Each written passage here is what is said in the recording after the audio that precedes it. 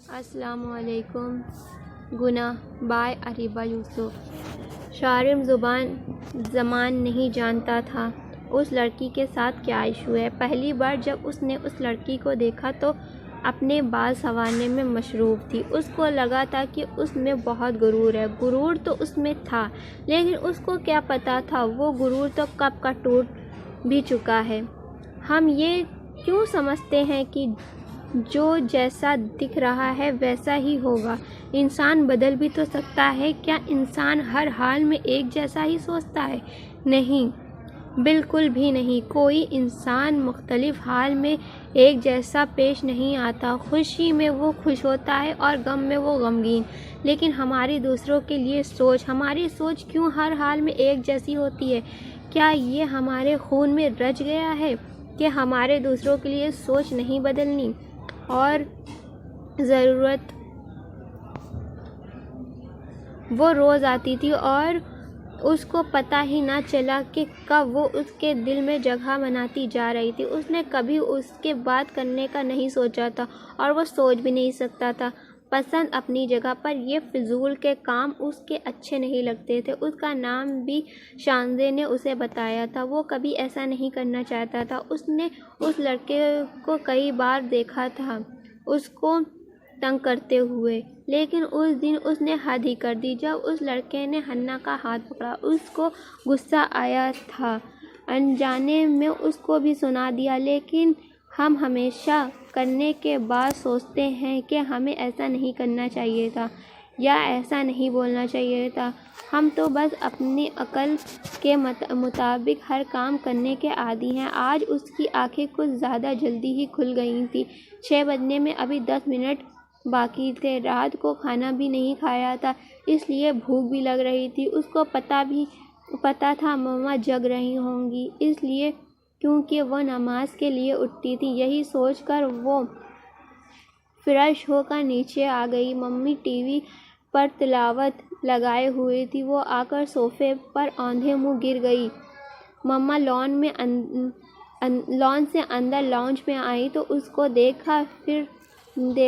پہلے تو انہیں شک گزرا، پھر پوچھ ہی لیا، حنا اتنی صبح کیسے اٹھ گئیں؟ طبیعت تو ٹھیک ہے تمہاری؟ جی مما ٹھیک ہوں. کیا ہو گیا ہے آپ کو؟ مجھے بھوک لگ رہی ہے، پلیز ناشتہ بنا دیں. اب انہوں نے تعصب سے اسے دیکھا. ان کی بیٹی لا علاج تھی. اچھا بنا دیتی ہوں. وہ ویسے ہی لیٹی رہی. ساتھ ساتھ اس کے کانوں میں تلاوت کی آواز پہنچ رہی تھی. شیطان ڈراتا ہے تم کو مصیبت سے اور ترغیب دیتا ہے تم کو بے حیائی کے کاموں کی، مگر اللہ وعدہ کرتا ہے تم سے اپنی بخشش اور فضل کا، اور اللہ بڑے وسعت والا ہے اور سب جاننے والا ہے. سورۃ بقرہ. اس نے یہ نیت سنی اور جھٹ سے آنکھیں کھول دی. اس کی سوچ صرف ایک الفاظ پر ٹھہر گئی، بے حیائی. فیس بک کی ٹائم لائن کو سرچ کرتے ہوئے اس کی نظر ایک پوسٹ پر پڑی جس کا ٹاپک تھا حیا مسلمان کی پہچان ہے، ڈاکٹر فائقہ ماجد کے ساتھ. اس کے ساتھ ہی فون نمبر اور ایڈریس لکھا ہوا تھا. لیکن اس کا دماغ صرف ایک الفاظ پر آن رکا، حیا. یہ الفاظ بار بار میرے سامنے کیوں آتا ہے؟ میں تو بے حیا نہیں ہوں، بس غلطی ہو گئی. میں نے اس پر اعتبار کیا نہیں کرنا چاہیے تھا. لیکن میں بے حیا تھوڑی ہوں. وہ سوچ رہی تھی. پتہ نہیں وہ الفاظ کیوں اس کے سامنے آ رہا تھا. شاید وہ الفاظ اپنے اندر بہت معنی رکھتا تھا، اس لیے اس نے وہاں جانے کا فیصلہ کیا. آج وہ اسی ایڈریس پر موجود تھی جو اس نے پوسٹ میں دیکھا تھا. بہت سی عورتیں اندر جا رہی تھیں. وہ بھی اندر چلی آئی. ایک لڑکی نے اس کے قریب آنے پر اسے سلام کیا. اس نے چونک کر اسے دیکھا اور جواب دیا. اس نے یہ بھی نوٹ کیا تھا وہاں کوئی مرد نہیں تھا، سب لڑکیاں اور عورتیں تھیں. سب نے عبایا پہنا ہوا تھا اور کچھ نے نہیں، لیکن سر ضرور ڈھکا ہوا تھا. اس نے خود پر نظر ڈالی. ڈیپ پنک کلر کی شرٹ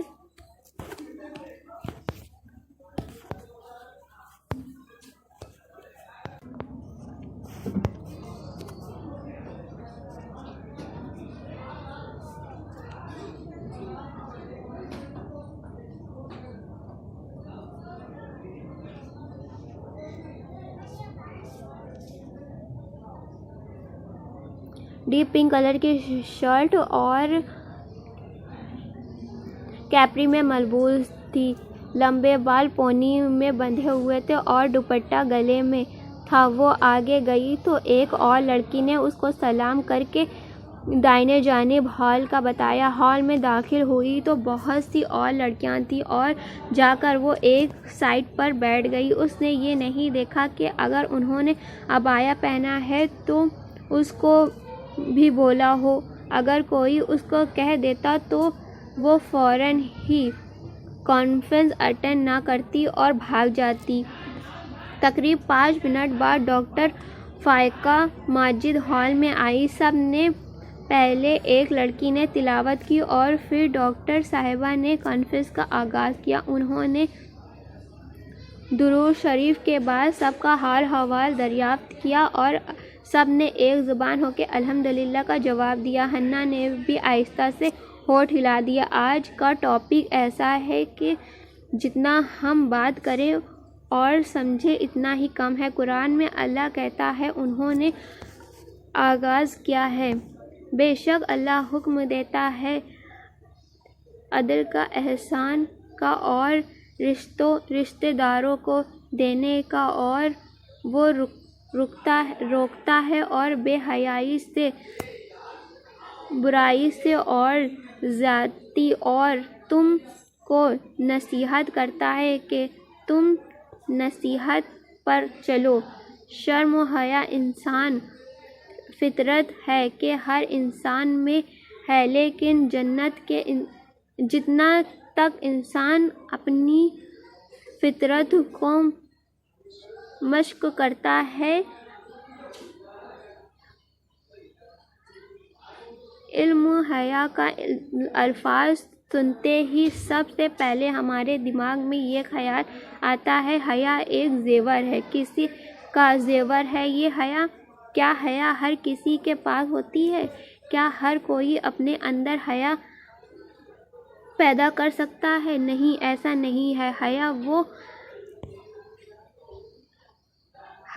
وہ بہتری ہے، یا یہ کہنا زیادہ بہتر ہوگا کہ حیا وہ زیور ہے جو ہر کسی کے پاس نہیں ہوتا، بلکہ ویسے ہی جیسے غریب کے پاس سونا اور ہیرے نہیں ہو سکتے، حیا صرف عورتوں میں نہیں بلکہ مرد میں بھی ہونی چاہیے۔ اگر ہم یہ کہتے ہیں کہ حیا صرف عورت کا زیور ہے تو غلط کہتے ہیں۔ بالکل، حیا مرد عورت دونوں کا زیور ہے۔ اگر کسی ایک میں بھی حیا نہ ہو تو آج ہر کوئی اپنی ہوش کو پرواہ کرے۔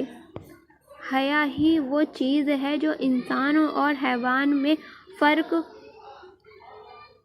فکر پیار کرتی ہے۔ حیا انسان کے لیے نیکی کا دروازہ کھولتی ہے اور بے حیائی نیکی سے روکتی ہے۔ اس لیے آپ نے فرمایا، جب تم میں حیا نہ ہو تو تم جو چاہے کرو۔ گویا حیا ایک آڑ ہے برائی کی طرف جانے کے لیے۔ حیا دار انسان کبھی بھی غلط کام نہیں کرے گا۔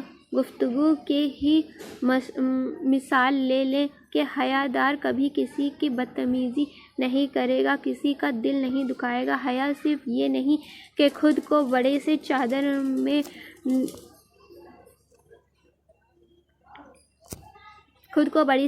میں کور کر لیا جائے، حیا دار کا ٹیگ مل جائے گا۔ حیا دار ہونے کے لیے بہت کچھ کرنا پڑتا ہے۔ حنا پورے اہتمام سے ان کی باتیں سن رہی تھی۔ اس نے ساتھ بیٹھی لڑکی کو دیکھا تو وہ تیزی سے نوٹ پیڈ پر نوٹس لکھ رہی تھی۔ ڈاکٹر صاحبہ بہت پیار سے اپنا علم دوسروں تک پہنچا رہی تھی۔ آج ہم نے کچھ اہم پوائنٹس ڈسکس کیے ہیں، انشاءاللہ ہم اس کو جاری کریں گے۔ ایک گھنٹے میں ہم نے بہت کچھ سیکھ لیا ہے۔ مجھے یقین ہے آپ سب کو اس کانفرنس کو آخر تک اٹینڈ کریں گے۔ اس کانفرنس کا ایگزٹ یہیں پر ہوگا انشاءاللہ۔ اللہ آپ سب کا حامی و حارم و ناصر۔ السلام علیکم ورحمۃ اللہ وبرکاتہ۔ ڈاکٹر صاحبہ نے بات چیت ختم کی تو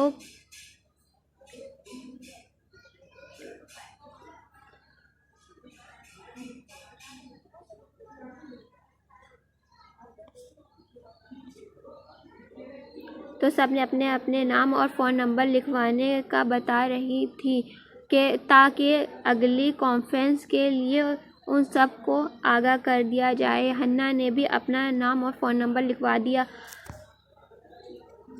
حمزہ بھائی اس کا ویٹ کر رہے تھے، ان کے ساتھ وہ گھر آئی۔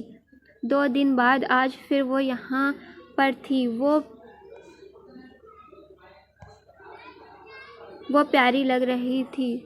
شرٹ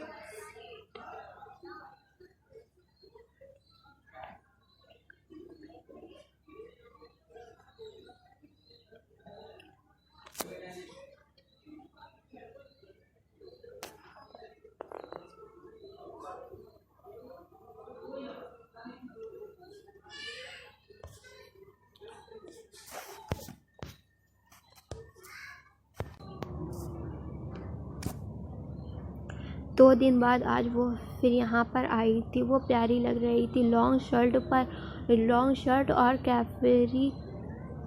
کیفری، لیکن فرق یہ تھا کہ آج اس نے دوپٹہ سر پر لیا ہوا تھا اور اس کے پیارے سے چہرے کو اور خوبصورت بنا رہا تھا۔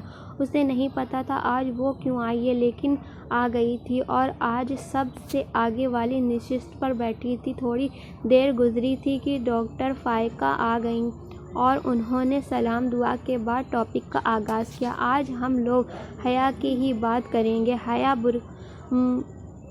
حیا برائی اور نیکی میں فرق پیدا کرتی ہے، ویسے ہی ایک مسلمان اور غیر مسلمان بھی فرق پیدا کرتی ہے۔ حیا کے بغیر کوئی انسان مومن نہیں بن سکتا۔ ہم سب کہتے ہیں دوسرا حیا کرے، ہم کیوں کریں؟ کیا اللہ نے صرف دوسروں کے لیے اپنی کلام نازل کیا ہے؟ کیا اس کلام میں ہمارے لیے کوئی تعلیم نہیں ہے؟ اگر اس نے ہے۔ عورتیں کہتی ہیں کہ مرد اپنی نظریں نیچے نہیں کرتے، ہماری مرضی، ہم کیسے مرضی کپڑے پہنے۔ پہلے حکم مردوں کو نازل ہوا ہے نظریں نیچے کرنے کا، اب ان کی وجہ سے ہم برقع پہن لیں۔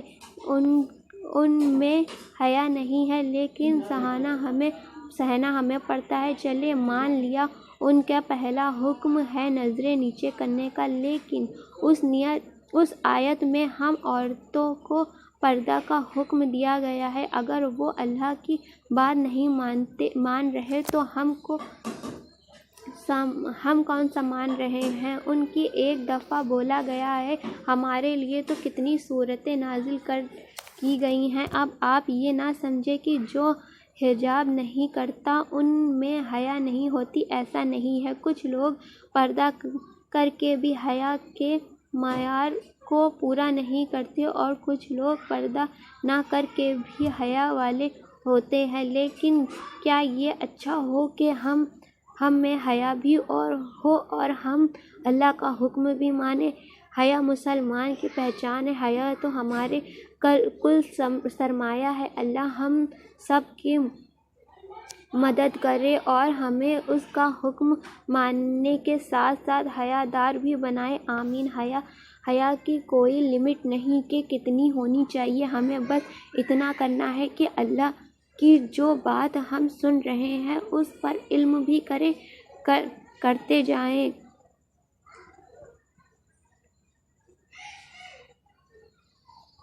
سمعنا وَأَطَعْنَا، ہم نے سنا، ہم نے اطاعت کی۔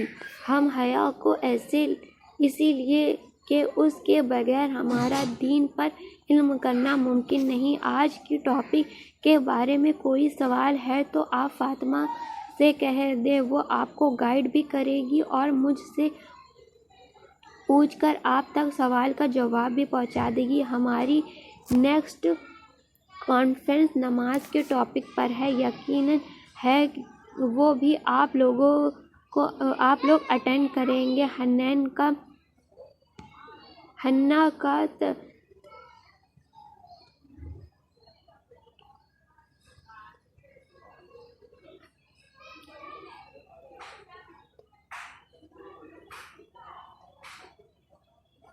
ہنا کا تشخیص ان کی خاموشی سے ٹوٹا۔ آج اس نے پوائنٹس بھی لکھے تھے۔ اب اس کا رخ فاطمہ باجی کی طرف تھا۔ ایکسکیوز می، فاطمہ باجی کہاں ملیں گی؟ وہ لڑکی مڑی اور مسکرا کر ہنا کو سلام کیا۔ السلام علیکم ورحمۃ اللہ وبرکاتہ۔ وعلیکم السلام۔ ہنا شرمندہ ہو چکی تھی اور اس لڑکی نے بخوبی اس کی شرمندگی کو محسوس کیا تھا۔ اس کی مسکراہٹ پھیکی ہو گئی۔ کیا پوچھ رہی تھیں آپ؟ میں وہ فاطمہ باجی، میں ہی فاطمہ ہوں۔ وہ خوبصورت سی عبایا میں لڑکی ہنا کو واقعی بہت اچھی لگ رہی تھی۔ اچھا آئے، کیا کہہ رہی تھیں آپ؟ وہ مجھے کچھ پوچھنا تھا۔ جی پوچھیں۔ فاطمہ نے ہاتھ کے اشارے سے ایک اور عبایا والی لڑکی کو اپنے پاس آنے کا اشارہ کیا۔ اب یہاں پر کھڑی رہو ہو، کوئی آپ کو کوئی سوال دے تو لے کر آپ مجھے دے دیجیے گا۔ اس لڑکی نے مسکرا کر اوکے کہہ دیا۔ اب فاطمہ اور حنان قریب ایک روم میں آ چکے تھے۔ جی پوچھیں۔ اگر کسی سے کوئی مسٹیک ہو جائے تو کیا کریں؟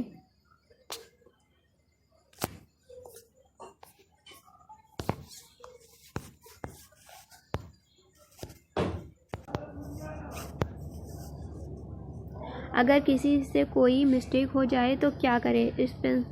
رجوع۔ ہنا نے فوراً ہی اس کو دیکھا۔ فاطمہ باجی نے سر ہلا دیا۔ بالکل، ہم سے کوئی بھی مسٹیک کیوں نہ ہو جائے، جب ہمیں پتہ چل جائے تو ہمیں فوراً ہی رجوع کرنا چاہیے۔ اس سے یہ ہوگا کہ ہمیں غلطی بھی معاف ہو جائے گی اور اللہ خوش بھی اور ہمیں اپنی حفاظت میں لے لے گا۔ فاطمہ مسکرائی۔ ہنا کیا بولتی؟ اس سے کیا غلطی ہوئی تھی؟ کیا اسی غلطی کے بعد رجوع کا موقع ہے؟ کیا اسے اس غلطی کے بعد معاف کر دیا جائے گا؟ مجھے آپ کا نمبر چاہیے۔ فاطمہ نے خاموشی سے ایک پیپر پر اپنا نمبر لکھ کر دے دیا۔ ہنا جسے ہنا نے اپنی مٹھی میں بہت زور سے دبا لیا۔ آج ہنا خانوار کو واقعی ہی احساس ہوا تھا کہ وہ غلطی کر بیٹھی۔ اس نے اپنے اندر کی حیا کو ختم کر دیا جو اللہ نے اس کو تحفہ دیا تھا۔ آج وہ حیا وہ کھو چکی تھی۔ آج اس نے عہد کیا تھا کہ وہ اپنی حیا کو واپس بنائے گی اور اپنی ہر غلطی سدھارے گی۔ ہنا نے کبھی نہیں سوچا تھا کہ وہ کبھی ایسا بھی ہوگا، وہ ایسے بن جائے گی۔ اس کو خود بھی پتہ نہیں چلا تھا۔ جب کبھی سب کچھ ٹھیک ہوا، اس کو لگا آج اس کی معافی مل گئی ہے، آج تمام گناہ سے پیچھا چھوٹ گیا ہے، آج اس نے اپنے رب، اپنے خالق کی مدد اور رحمت حاصل کر لی ہے۔ لیکن کبھی کبھی جو ہم سوچتے ہیں ضروری نہیں ویسا ہی ہو۔ بہت کچھ ہماری سوچ سے بڑھ کر ہوتا ہے۔ جہاں پر ہمیں سوچ ختم ہو جاتی ہے وہاں سے اللہ اپنی پلاننگ ترتیب دیتا ہے۔ کبھی کبھی ہمارے ساتھ وہ ہو جاتا ہے جو ہمارے وہم و گمان میں بھی نہیں ہوتا، اور جب وہ ہو جاتا ہے تب پتہ چلتا ہے نہیں، ابھی نہیں۔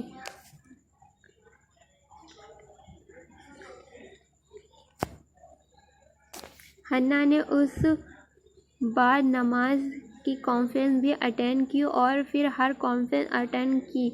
اس کے ڈاکٹر فائقہ اور فاطمہ باجی کی باتیں اچھی لگتی تھیں اور وہ ان کی باتیں کیسے سنتی، وہ اور علم کرتی جاتی۔ اس کی باتوں میں اتنا اثر ہوتا ہے کہ آپ سن کر علم کرنے لگ جاتے ہیں، اور کبھی کبھار ہمیں وہی باتیں کوئی 1000 دفعہ ہی کیوں نہ سمجھائے، ہم سمجھنا نہیں چاہتے۔ فرق دوسروں کی بتانے میں نہیں، فرق ہمارے سمجھنے میں ہے۔ شاید پہلے اس نے اس طرح کی باتوں کے بارے میں سوچا نہیں تھا، اور اب وہ سوچتی تھی۔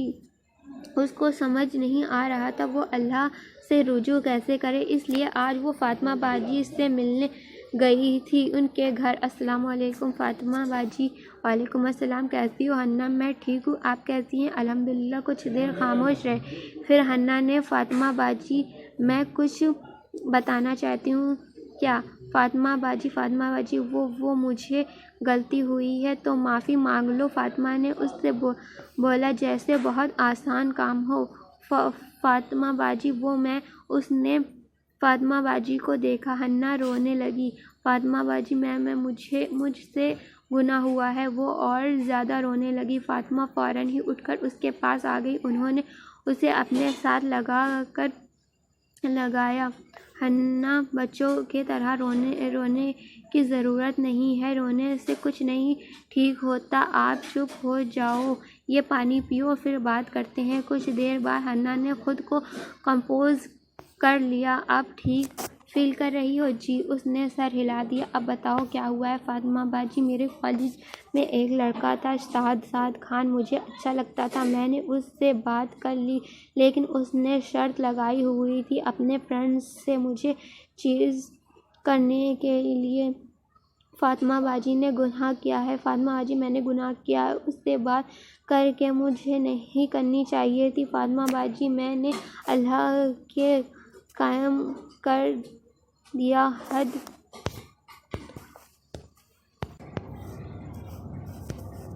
میں بری لڑکی ہوں فاطمہ باجی، میں بہت بری لڑکی ہوں۔ وہ پھر سے رونے لگی۔ فاطمہ نے اس کو رونے دیا۔ یہ پیچھے دیکھو، جو آنسو کے ذریعے، یہ پچھتاوا تھا جو آنسو کے ذریعے نکل رہا تھا، یہ پچھتاوا وہی تو ہوتا ہے، تب ہی تو انسان حضرت ہدایت کو سمجھ پاتا ہے۔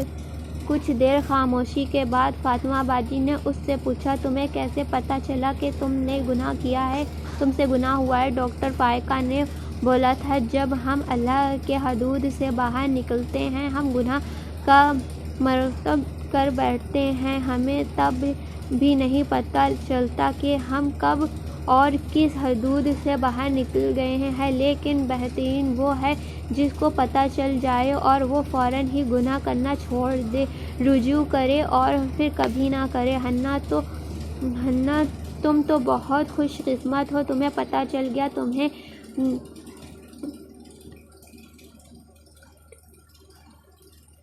سب پتہ ہے، تم رجوع کر سکتی ہو۔ کیسے؟ خود کو واپس حدود میں لے آؤ۔ فاطمہ نے سر ہلایا۔ بالکل حنا، ہر برے کاموں کو چھوڑ دو اور ہر نیکی کے کام کو اپنا لو، مجھے معافی مل جائے گی۔ حنا تم نے وہ واقعہ نہیں سنا؟ ایک انسان نے قتل کیے تھے، لیکن اس نے سچے دل سے توبہ کی اور اللہ نے اس کو بخش دیا۔ تم نے تو پھر ایک حدود کو توڑا ہے، لیکن اللہ تو کہتا ہے، اگر میرا بندہ زمین سے آسمان تک بھی گناہ کا ڈھیر لگا دے اور وہ مجھ سے معافی مانگے تو میں اس کو معاف کر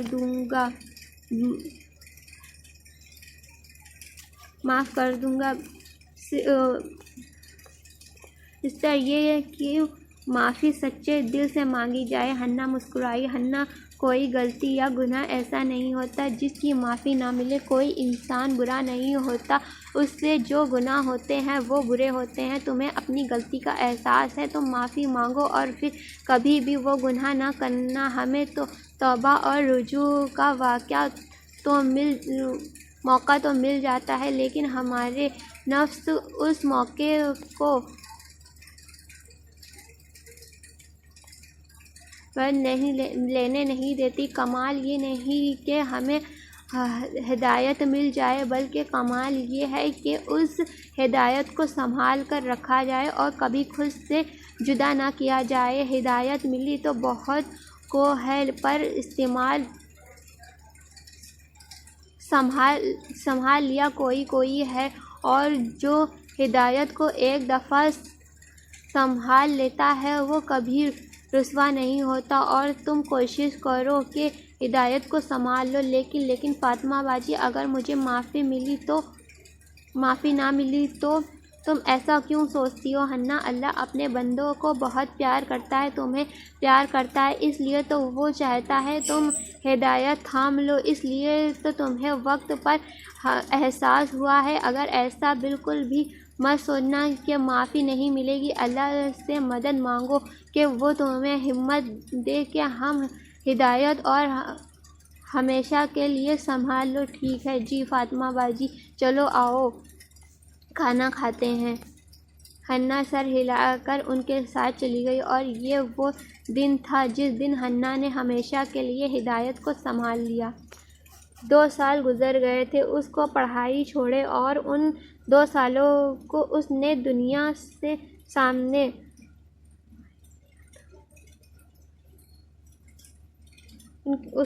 کے سامنے فیصلہ کیا تھا، پر ہنا کو معلوم تھا کہ اس نے ان 2 سالوں میں وہ سب کچھ حاصل کر لیا ہے جو وہ اتنے سالوں میں حاصل نہ کر پائی۔ 1-2 سال اس کی زندگی کی کتاب میں بہت اہم باب تھے جنہیں وہ ہمیشہ سنبھال کر رکھنا چاہتی تھی۔ ان 2 سالوں میں اس میں بہت کچھ تبدیلیاں آئی تھیں۔ جس نے کبھی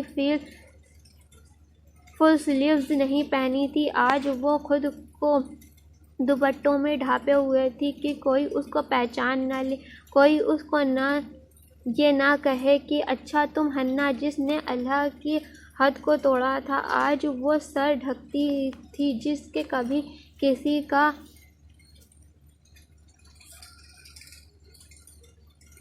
لحاظ نہیں کیا تھا، آج سب کی تمیز سے پیش آتی تھی، جس نے ہمیشہ اپنی مرضی کا کیا تھا، کبھی ماں کی بات کو دھیان سے نہیں سنا تھا۔ آج کی ہنا کل کی ہنا بہت مختلف تھی۔ آج کی ہنا ہر قدم اٹھانے سے پہلے اللہ کی حدودوں کو دیکھتی تھی، پھر وہ قدم اٹھاتی تھی۔ السلام علیکم ڈیڈی۔ وعلیکم السلام۔ آؤ بچی، ڈیڈی مجھے آپ سے بات کرنی ہے، مجھے بھی اپنی بیٹی سے بات کرنی ہے۔ ڈیڈی کہیں ہنا میں چاہتا ہوں کہ تم اپنی اسٹڈیز کمپلیٹ کرو۔ پہلے 2 سال گزر گئے آپ کو پڑھائی چھوڑے، اگر اور 3 سال گزر گئے ڈیڈی میں نے